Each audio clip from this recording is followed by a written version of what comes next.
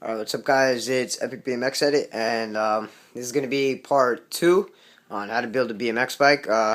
It's also going to be some commentary that I'm going to tell you guys, but basically all you have to do for this is, I already did it just to save time. I've noticed that the videos are really long, and I'll just explain how to do it. Part 2 is extremely easy, short. So basically, you need the seat on. So what I did is, I cut a small little hole with scissors or a knife, whichever is more comfortable for you, just so that you could see the alloy bolt inside for you to tighten, because oftentimes it's really hard to find. It's right there. It's really hard to see. But you cut it, you put it in, you tighten it in, and make sure that it's right on the this part of the pivotal seat post. You could either pick it up all the way up so it could be slanted, or you can make it straight, whichever is much more comfortable for you. So you do that. Then with this, you loosen it or tighten it to make it straight. Align it with the fork. I know it's really messed up angle right now. Look at this. By the way, this is not my bike. So I've seen someone say, are you building this? Is this going to be your new bike, or is it your friend's bike? All of these parts are my friend's bike. Everything. And basically what I get out of this is, since I built this bike for my friend, he gave me this back wheel. It's the same back wheel as this. It's really loud. I'll give you a sound check after, but it's really loud. He has the same in the back. He bought 2 of them, one for himself, one for me, and he also gave me some money for building his bike. And another thing that you're going to want to put on is this, the front wheel. So basically you're just going to screw on these bolts. Obviously I'm not going to do it because it's pretty simple. Just screw those 2 bolts in. And then the third thing for part 2 is you're going to screw this in. Basically don't do this step yet unless you have your bottom bracket in. My bottom bracket is coming in tomorrow. I will be showing you guys how to install it. I'm going to try to make my bottom bracket tool with I don't have it here, it's in the box, but I have like this axle. If you buy an Ezra back wheel, it comes with this axle, and then it comes with 2 other axles. It comes with a male axle or a female, I don't know, and then it comes with a very light axle. So with the male axle, I'm gonna run 2 washers on each side and then a bolt at the end, and I'll compress the bottom bracket in instead of hammering it in. If that doesn't work, I'll take it to the bike shop, but it should work. And the flaw about this is, look how small it is. You see how small this is? And then you compare it to this, which is much bigger.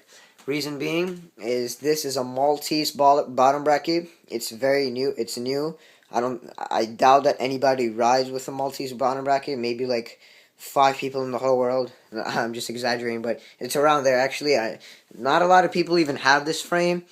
But I'm not saying that 5 people in the world have this frame, but I'm just saying not that many people have it. It's super. Right now, this bike, I got it weighed. If you care about weight, it's 16 pounds without the bottom bracket. And the bottom bracket is 36% lighter than mid-bottom brackets, and it's not twice as strong, but it's stronger. This supports 3,600 pounds of load. Reason being is it comes with 4 bearings, which is going to be the hardest part for me to do in the how-to video, because I'm going to compress 2 bearings into here, and you could see how it's a small cup. It looks like it's going to fit only 1, but they're actually really thin bearings. I think 2 of them go in there. It's actually really zoomed in, that's why it looks like it's so small, but there's enough space in there for 2 bearings that I have to compress. Then I got to put in, where is it? Somewhere right here. Okay, then I got to put in this spacer in there, so it's gonna be in there, and then 2 bearings are gonna go in.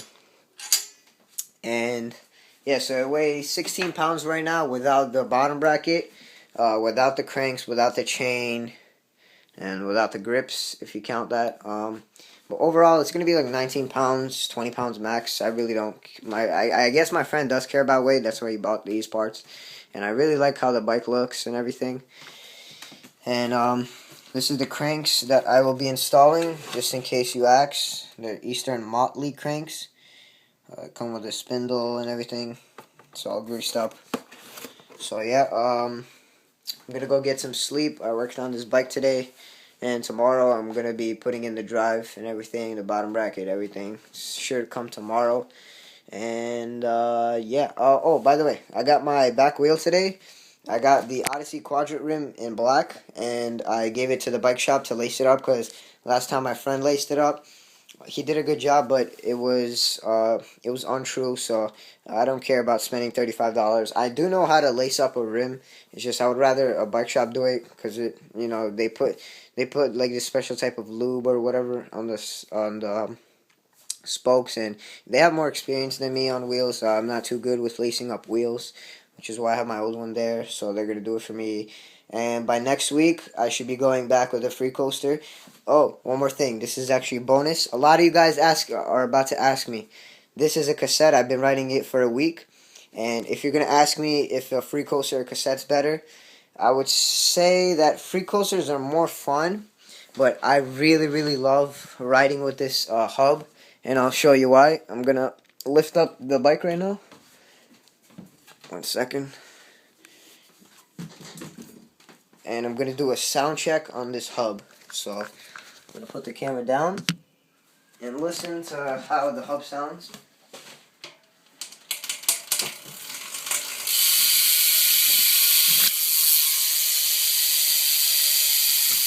So that's how it sounds. It sounds really good. I was playing bike the other day with another BMXer, and I had to do a long fakie and then half cab out. I managed to do it with no problem. I really recommend that you go from a cassette to free coaster because, and if you go back, you're gonna get longer. You're gonna get longer fakies even if you have a cassette. Like before, I couldn't do long fakies that well with a cassette. When I switched to a free coaster, I was doing fakies like super far. Now I went back to a cassette for this week. I got long fakies still. Like I know how to do it. So free coasters are way more fun. They're easier for cab tricks, like half cabs and full cabs and 540 cabs. That's the only positive thing about it. Only flaw about them is they're heavy if you care about weight compared to cassettes. They're actually really heavy. I picked it up today. It was pretty heavy. Pretty heavy. And yep, that's all the time I have for today. And other than that, thank you guys for watching this video. And until tomorrow, peace.